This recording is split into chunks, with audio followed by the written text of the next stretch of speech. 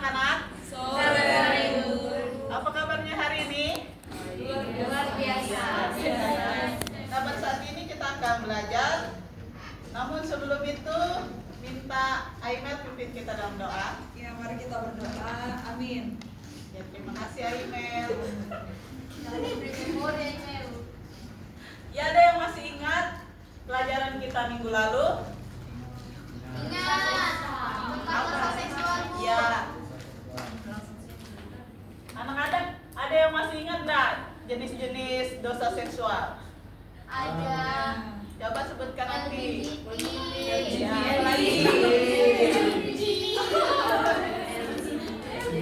Kamu pelangi.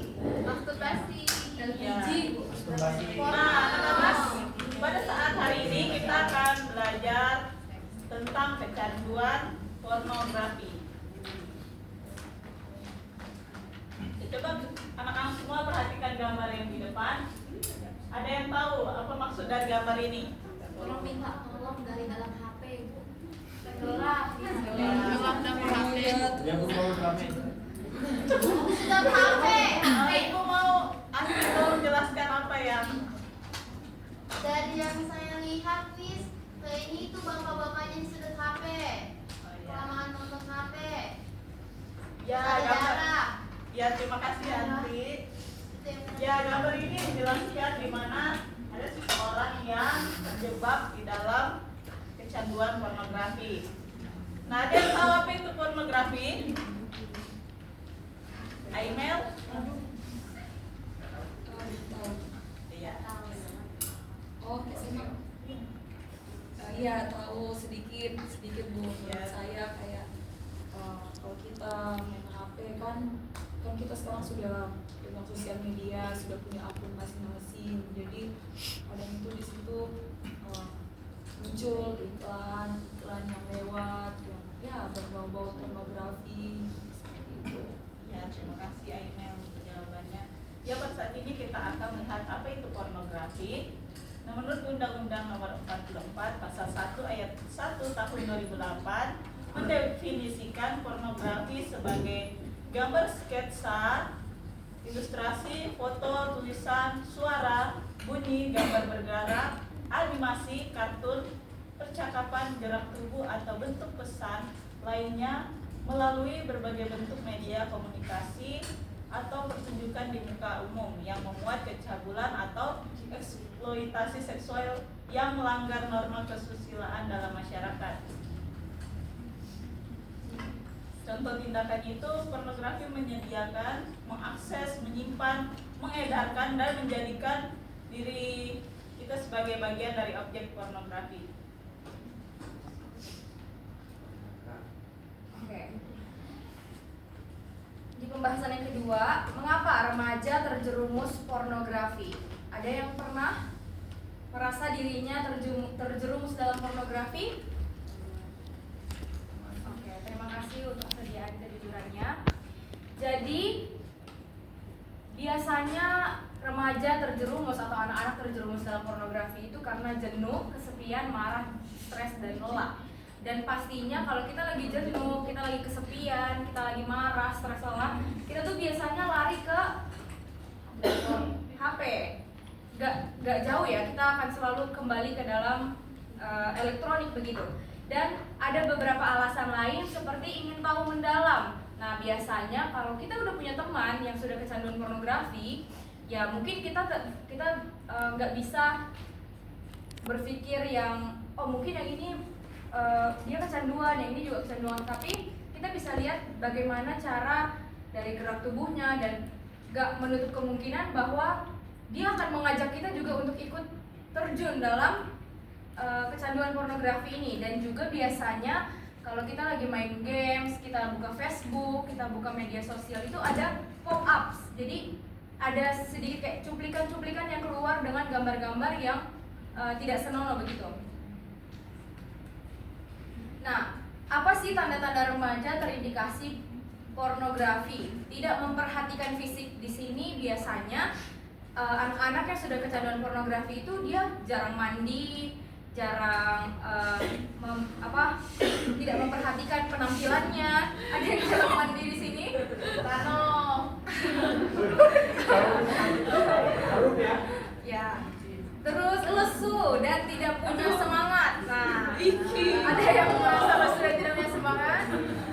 Oke, enggan bergaul ini sulit untuk bersosialisasi dengan orang banyak. Terus sering tampak gugup saat diajak berkomunikasi. Nah, kalau yang di poin kelima ini itu dikarenakan karena kalau misalnya kita berhadapan dengan orang yang sudah kecanduan pornografi, dia akan terlihat sangat gugup karena pikirannya itu sudah melayang kemana-mana begitu.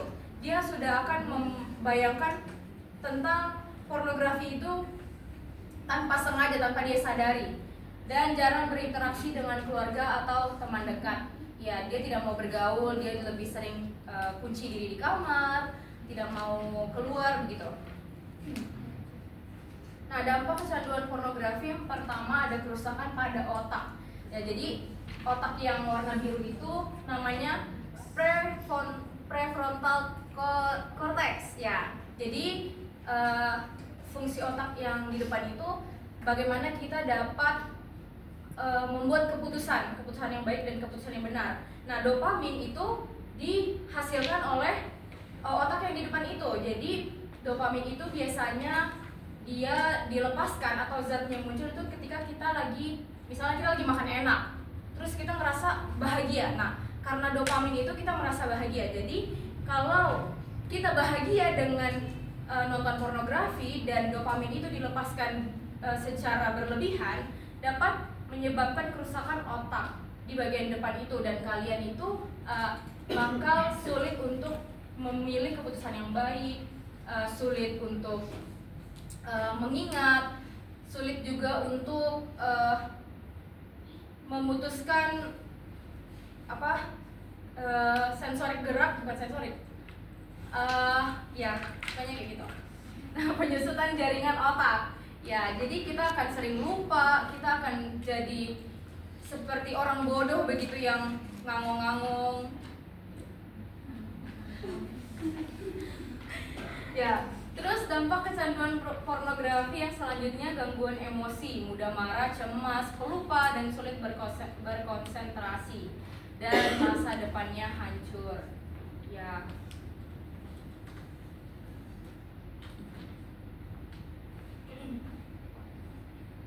Oke, anak-anak, sekarang kita masuk di tahap kecanduan pornografi menurut Dr. Victor Klein. Yang pertama itu mengenal pornografi karena rasa ingin tahu karena melihat gambar yang mengandung unsur pornografi. Biasanya orang yang pertama kali melihat gambar pornografi, maka dia akan mencari tahu tentang gambar pornografi itu. Dan yang kedua, mulai menikmati pornografi dan timbul rasa ingin melihatnya terus-menerus tanpa disadari menjadi sebuah kebiasaan. Ketika seseorang terus-menerus berulang kali melihat gambar pornografi itu, maka itu akan menjadi kebiasaan di dalam dirinya, maka itu akan sulit dilepaskan. Yang ketiga, mulai merasa tidak puas dengan pornografi yang akan ada dan mulai mencari lebih banyak variasi dengan cara apapun. Ketika dia merasa tidak puas dengan gambar pornografi yang dilihatnya, maka dia akan mencari tahu lebih banyak lagi tentang gambar pornografi itu. Yang keempat, mulai mati rasa terhadap gambar porno yang paling porno sekalipun. Cari sensasi yang sama saat pertama kali kecanduan pornografi. Dan yang kelima, tahap paling kritis karena pada tahap ini seseorang pecandu tidak bisa terpengaruh dengan gambar ataupun video dan akan mencari kepuasan di dunia nyata, bahkan bisa melakukan penyimpangan seksual. Ketika dia tidak terpengaruh dengan gambar pornografi atau video pornografi yang dilihatnya, maka dia akan melakukan itu di dunia nyatanya dengan memuaskan kepuasannya di dunia nyata. Dan apa sih sanksi yang diberikan ketika ketahuan berinteraksi dengan pornografi? Yang pertama itu sesuai Undang-Undang Nomor 11 Tahun 2008 tentang informasi dan transaksi elektronik, mendistribusikan, mentransmisikan, dan atau membuat dapat diakses hal yang melanggar norma kesusilaan, dapat dikenai hukum penjara maksimal 6 tahun dan denda maksimal 1 miliar rupiah. Yang kedua, sesuai Undang-Undang Nomor 44 Tahun 2008, setiap orang yang memproduksi, membuat, memperbanyak, menggandakan, menyebarluaskan, menyiarkan, mengimpor, mengekspor, menawarkan, memperjualbelikan, menyewakan dan menyediakan pornografi dapat dikenai hukum penjara minimal 6 bulan, maksimal 12 tahun atau denda 250 juta rupiah.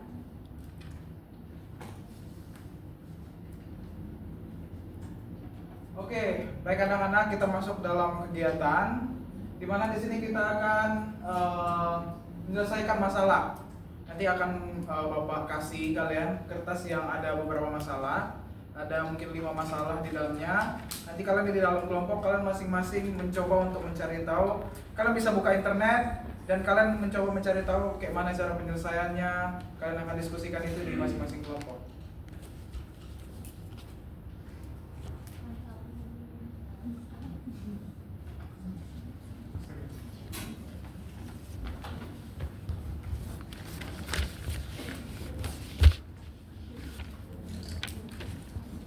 Kelompoknya pakai kelompok yang tadi ya.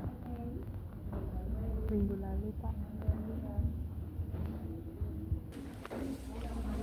Nomor 1 toh Putri sama Ingrid, nomor 2 nomor 3 Hai. Yo. 4 itu lah. 4. Oh, nomor 5 sama-sama. 1 dan 2.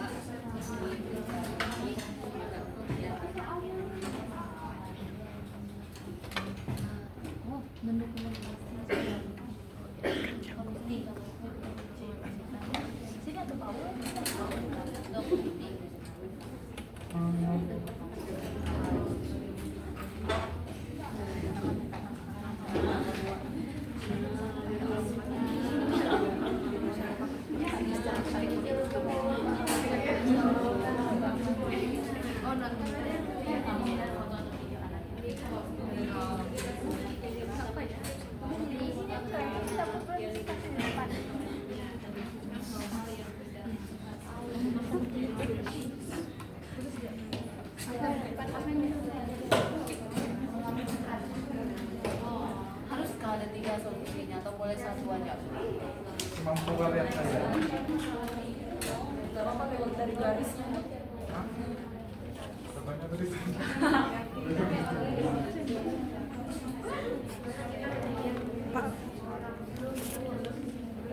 2 menit lagi.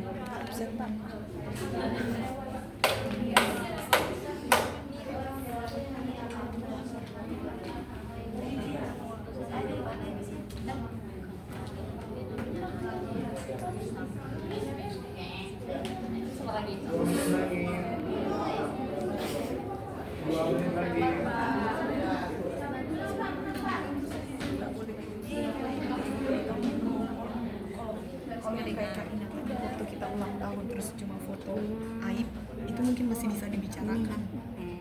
Nah ini kalau berat, iya kalau filter melihat boleh membuka.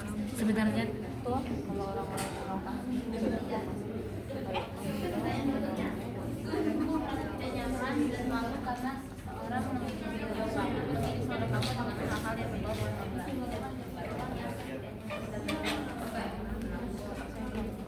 Tapi dia enggak.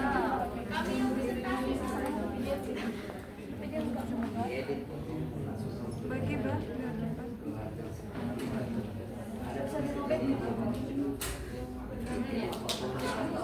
Kalau ulang tahun Pak biasanya menegur dia kalau ulang tahun.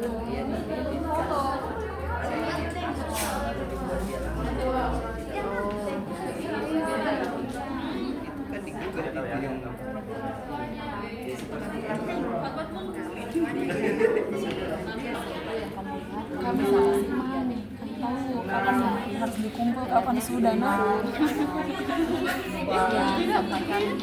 sampaikan apa yang 2, 1, oke. Selesai semuanya. Iya. Siapa di sini yang sudah siap? Jawab nomor 1.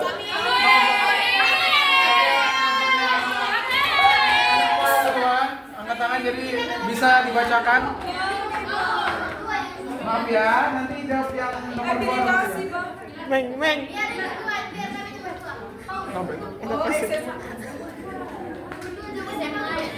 SMA Meng, SMA. Aiman, kalian yang pertama Aiman. Apa yang sudah? Aiman. Siapa ini? Aiman. Ya sudah. Emel. Nomor 1 aja.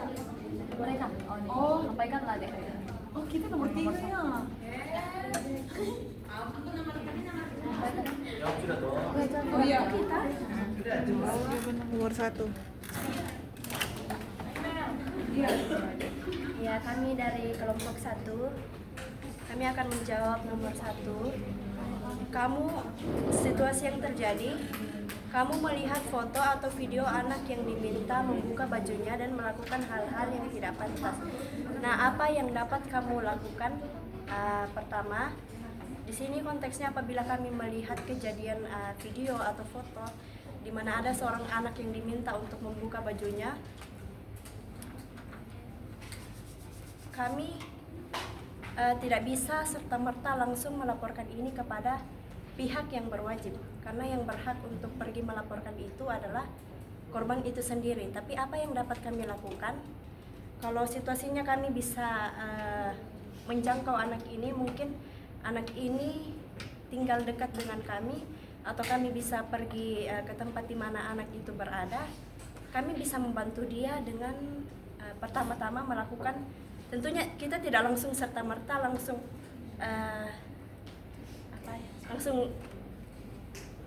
kasih tahu apa yang kau alami, langsung kayak kayak menggali-gali begitu permasalahan yang dihadapi si anak ini.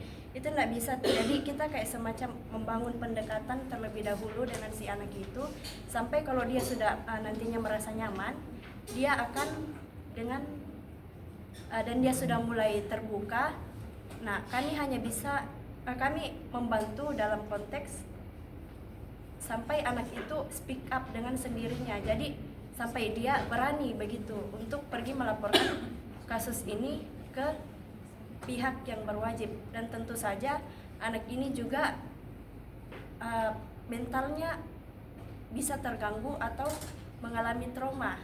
Dan yang bisa kami lakukan adalah menolong anak ini dengan membawa dia atau mengajak dia untuk dikonseling. Ya, itu jawaban dari kelompok dan. Nomor 1. Oke, nomor 2. Siapa yang mau? Paul. Ya, oke. Ekspresif, Pak. Di sini situasinya ada orang dewasa yang meminta kamu atau temanmu melakukan hal-hal yang tidak pantas. Yang pertama, jangan dimarahi, cukup ambil batu, lempar kepalanya. Yang kedua, lari sekencang mungkin. Yang ketiga, laporkan ke pihak berwajib. Oke. Oke, nomor 3. Kelompok 3, Pak. Nomor 3, kamu merasa tidak nyaman dan malu karena seseorang mengirim foto kamu dengan hal-hal yang berbau pornografi dan menyebarkannya. Yang kelompok kami, yang dapat kami lakukan, yang pertama itu dilaporkan ke pihak yang berwajib. Sekian dan terima kasih. Oke. Terakhir nomor 4. Oke. Kamu menemukan gambar, audio, ataupun link yang tidak pantas atau melanggar norma kesusilaan. Yang kami lakukan pertama, melaporkan. Melaporkan di sini kan kalau misalnya iklan-iklan gitu bisa kita tekan lama-lama baru jangan iklan ini gitu kan. Jangan tampilkan iklan ini. Terus yang kedua, kita langsung tutup, nggak usah mau buka-bukanya. Biar iklan itu nggak muncul lagi. Sekian, terima kasih.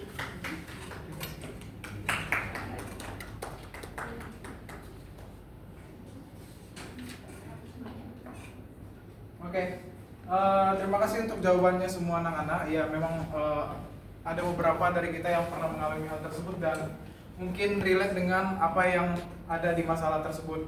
Dan memang banyak sekali langkah-langkah atau cara-cara yang bisa kita lakukan untuk meminimalisir ataupun meniadakan yang namanya tindakan pornografi tersebut. Nah, di sini ada beberapa website ataupun aplikasi yang dimana ketika kita sering melihat itu lewat di aplikasi ini atau website ini, kita bisa melakukan beberapa cara ini atau melaporkan lah istilahnya. Kalau dari Kominfo, untuk aduan konten website kirimkan data pengaduan dan alamat website ke alamat email aduan konten @kominfo.go.id dan itu alamat situsnya. Kalau di Facebook biasanya juga kan di Facebook itu sering sekali terlihat hal-hal yang seperti itu. Bahkan di Facebook itu juga bisa dibilang tidak bisa dibendung lagi hal-hal seperti itu, konten-konten pornografi begitu. Di situ ada juga caranya, mungkin anak-anak bisa foto atau enggak screenshot, ya foto atau enggak lihat dicatat.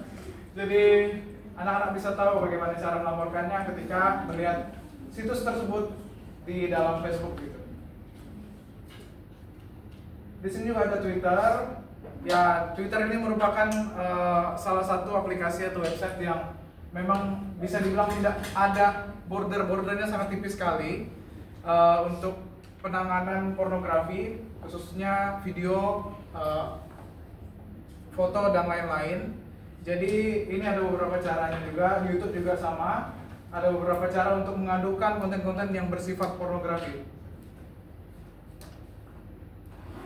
Ya, di sini kami mengambil satu ayat Alkitab yang menjadi dasar dan sebelum kesimpulan kita. Itu di 1 Tesalonika 4 ayat 3 sampai 5. Yang dimana berkata, ini adalah kehendak Allah, janganlah kamu berlaku tidak senonoh, tetapi hendaklah setiap orang mengetahui cara mengendalikan tubuhnya sendiri dengan hormat dan kekudusan, tidak dalam hawa nafsu seperti orang-orang yang tidak mengenal Allah. Ayat ini muncul bukan karena tidak ada masalah yang berkaitan dengan pengendalian hawa nafsu. Pasti ada masalah yang berkaitan dengan pengendalian hawa nafsu. Oleh karena itu banyak ayat-ayat ini ditekankan, khususnya di 1 Tesalonika. Memang ada beberapa tema-tema besar di dalam kitab ini, mungkin seperti kebangkitan Yesus, masalah kebangkitan Yesus, masalah-masalah lain, doktrin-doktrin yang bertentangan, tentang doktrin kebangkitan. Cuman ini adalah salah satu masalah yang di-highlight oleh 1 Tesalonika pasal 4 gitu, yaitu tentang pengendalian diri, tentang hawa nafsu gitu. Dan juga dari sini kita tahu bahwa masalah pengendalian diri dan pornografi ini bukan muncul di zaman ini saja. Di zaman dulu juga banyak muncul dalam bentuk mungkin hiburan malam, walaupun itu tidak berhubungan badan, namun ada yang namanya hiburan malam pada zaman tersebut, di mana mempertontonkan perempuan-perempuan yang bisa dikatakan tidak memakai busana sama sekali. Dan ini bukan terjadi di kota Tesalonika saja, di Korintus juga sama, yang dimana adalah kota pelabuhan. Di sana banyak sekali kasus-kasus pelacuran dan wanita-wanita penghibur di sana gitu. Oke, untuk penutup dan sekaligus untuk tugas, nanti anak-anak akan buat poster yang berisikan tentang penentangan terhadap pornografi. Nanti buat dan minggu depan akan dipresentasikan. Jadi buatlah, jangan buat kalau enggak ada nilai kalian. Siap, Pak. Siap. Oke, bisa? Sesuai permintaan tadi ya. Oke. Untuk kesimpulan, kecanduan pornografi adalah masalah serius di era digital saat ini. Tidak hanya melibatkan obsesi berlebihan terhadap konten dewasa, tetapi juga melampaui batas menjadi gangguan kesehatan mental yang merusak. Dampaknya meliputi depresi, kecemasan, dan kerusakan hubungan interpersonal. Kemajuan teknologi, terutama internet, telah memperburuk masalah ini. Solusinya melibatkan peningkatan kesadaran dan pendidikan tentang kesehatan mental, serta memberikan dukungan kepada individu yang terkena dampaknya. Jadi melalui pembelajaran pada hari ini, anak-anak sekalian diimbau agar terus berhati-hati dalam membuka situs-situs, apalagi situs-situs yang bisa dibilang bukan situs yang legal. Dan kita harus terus berhati-hati terhadap orang-orang di medsos dan di dunia maya, karena sekarang hampir tidak ada batasan dan ada beberapa orang yang mungkin menganggap bahwa media sosial, dunia maya itu tidak ada bedanya dengan dunia asli. Karena kita lihat sendiri bahwa banyak sekali aplikasi-aplikasi dan sarana-sarana elektronik, media sosial dan lain-lain yang sudah mempermudah kita untuk bertemu orang-orang di seluruh dunia tanpa kita harus bertemu langsung. Oke, mungkin itu saja pembelajaran pada sore hari ini. Kita akan berdoa. Saya minta Saudari Wanti untuk menutup kita. Mari kita berdoa.